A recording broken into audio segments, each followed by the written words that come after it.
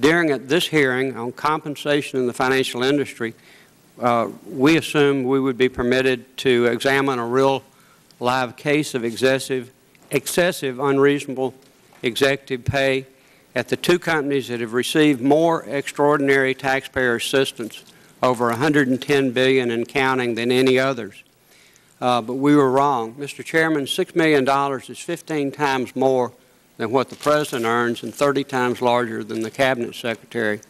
I and several of my Republican colleagues on the committee have introduced legislation to protect taxpayers from having to foot the bill for any more multi-billion-dollar tax packages. I also want to say I'm not usually the one who welcomes converts. That's generally not been my side of the street.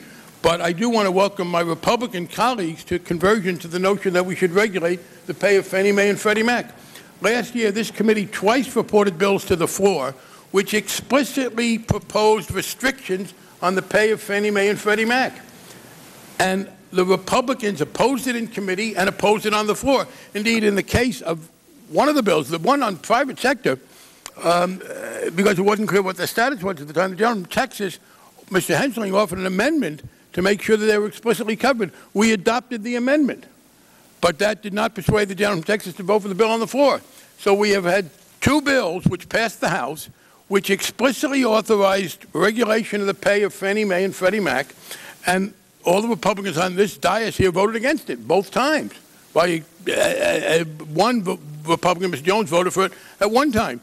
So I'm a little skeptical as to why we have all this coming up now. Now, by the way, when we passed the bill that specifically would have done it for public-funded companies, including Fannie Mae and Freddie Mac, we got a letter on March 20th, which I will put into the record, from James Lockhart, the Bush appointee who was running the Housing Finance Agency. He held over, strenuously objecting to it.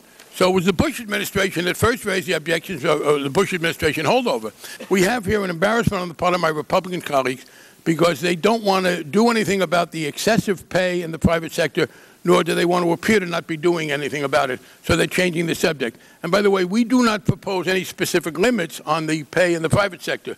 We do say that the shareholders should vote, radical motion, but we also say that there is a public spillover effect, namely that the structure of those compensation packages often incentivize excessively risky behavior. Ms. Minot, you've heard the chairman talking about his executive compensation bill that was introduced last year. Yes. That Republicans voted against, along with many Democrats. You published an article in the corporate library website entitled Right Question, Wrong Answer that was critical of the executive compensation legislation. And that was the legislation that Chairman Frank incorporated into the bill he talks about criticizing us for not voting for. I want to give my Republican colleagues credit. They fundamentally want to take attention away from the subject of excessive compensation, which is a legitimate public sector issue, partly because, as Ms. Minot just noted, they are paying money which they are able to have, in part because of a significant public intervention, also because there are effects on the economy as a whole as to the way in which it is structured. And also, of course, because the notion that we are interfering in the private sector sphere when we set the rules for corporate governance is nonsense. Corporations are a creation of the law, even though the Supreme Court thinks that God made them, and they can be regulated by us and are regulated in many ways. And they simply don't want to do anything that would interfere with that. But they have raised the Fannie Freddie thing. I just want to respond to one point that the gentleman from Alabama raised. When I pointed out that the Republicans twice voted in committee and on the floor against legislation to give regulators the power over Fannie Mae and Freddie Mac salaries, which they now say they want, he said, well, that was in the bill that covered all the private sector. But there were two bills. The gentleman from Alabama forgot to mention one.